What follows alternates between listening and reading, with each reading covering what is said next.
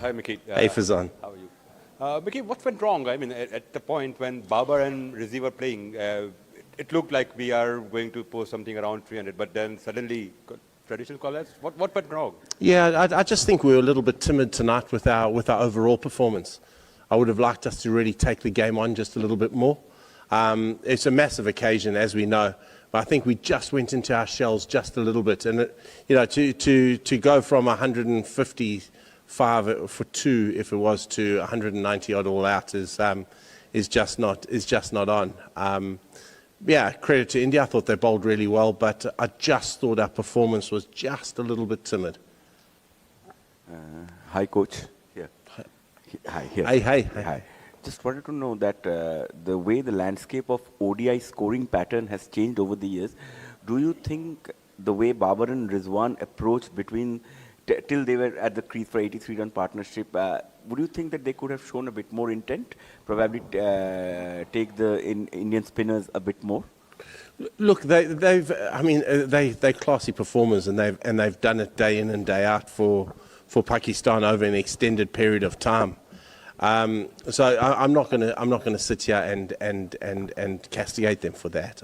As I said, I thought we were a little bit timid. I did think we could probably have taken on the Indian spinners just a little bit more. It was a wicket that didn't turn massively, and I thought we needed to put some pressure back.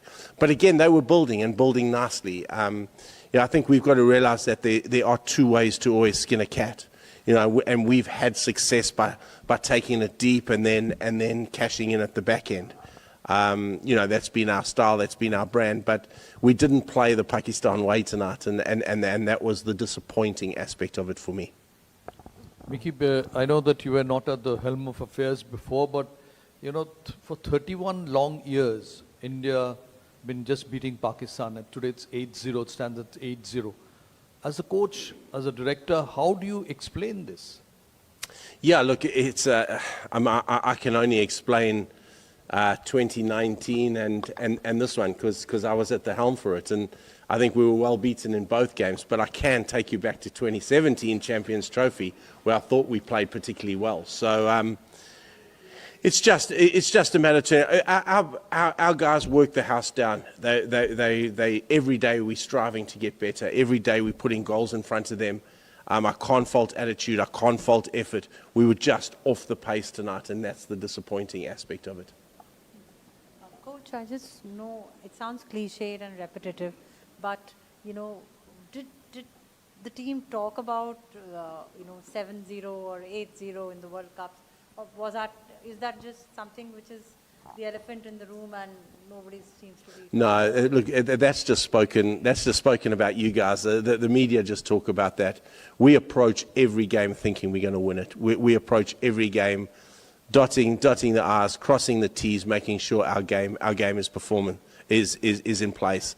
Tonight we were off our performance, and as I've said before, that was the disappointing aspect for me. We were off it, but the record doesn't come into the equation. Coach, still early days in the tournament, just 1/3 of the game's done. But in the back room, as head of the coaching staff, what would your message be to the side now, having been lost to India and in such fashion? So is it like just lost to India, or just the way you guys lost today? How much of an impact is it going to have to your World Cup campaign? No, look, it's a long World Cup campaign. There's 9 games. We've played 3. We're 2 from 3 now. We've played well in patches in this tournament. I don't think we've hit our straps yet, and that's the exciting thing for me. But we're 2 from 3. As I say, the key is remaining calm, staying focused, concentrating on what our next opposition is, getting the strategies right for that, getting the team balance right, and then the next focus is the next game for us. Coach, during the Asia Cup, Rohit and Gill counter-attacked in the power play, and India won in Colombo. After that, was there any kind of plan formulated as to how to counter that? Should they do it again in Ahmedabad, like they did it today? And what were the conversations you were having during the mid-innings break? Yeah, well, we had clear strategies. I mean, we had clear plans. And I think India showed us how to bowl on this wicket. They definitely did, and I just don't think we executed it just well enough for long periods. When we got it right, we caused some issues. but we didn't get it right enough for long periods. And I thought India executed it really well. And again, it's, you know, India know these conditions unbelievably well. And I'm not using this as an excuse at all, but it's our boys' first opportunity here. They're getting used to the red soil and the black soil and the conditions that come with it. So yeah, we'll get used to that quickly and move on.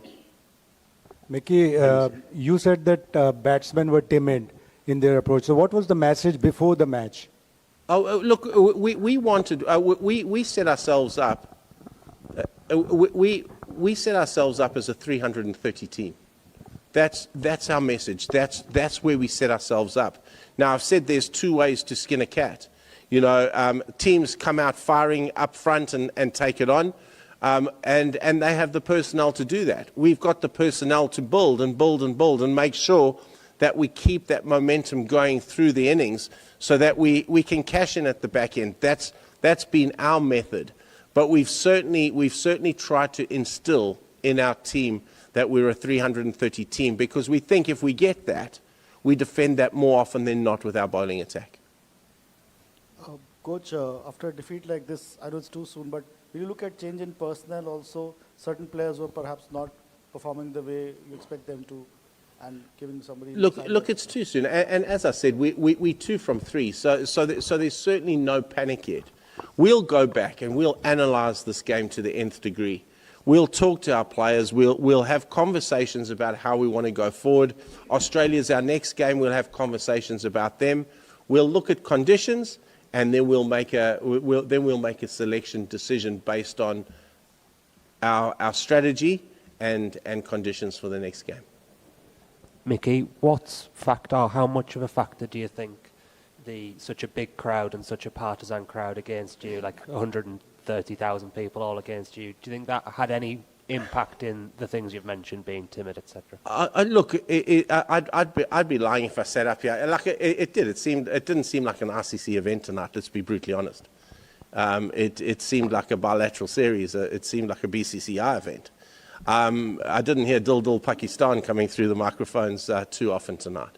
So yes, that does play a role, but I'm not going to use that as an excuse, because for us it was about living the moment, it was about the next ball, and it was about how we were going to combat the Indian players tonight. Is that right for a World Cup? Should that be allowed to happen? Look, I don't think I can't comment on that just yet. I don't want to get fined. Mickey, Vijay here. You played 3 teams and might have seen 10 teams and followed 12 games. Mm-hmm. As an experienced cricketing mind, do you have an opinion on this Indian team? Yeah, I do. This Indian team's a very, very good cricket team. I think they're very well led by Rahul and Rohit. I think they look good. I think they've got all bases covered, and I'm looking forward to meeting them in the final again. Mickey, Shaheen and Shadab, two players who seem to be struggling. What have you identified as the reasons for their struggles? Look, we've been doing a little bit of work behind the scenes. Look, it'd be remiss of me to discuss it out here, but we've been doing some work with them. For me, it's just about confidence. The key for us now is getting our players to remain calm. It's getting our players to focus on the next game, and it's to build them up and make sure that they go into that next game thinking they can run through a brick wall. Yes, there are technical aspects, and those are the things that we look at every day with our players. Thank you very much.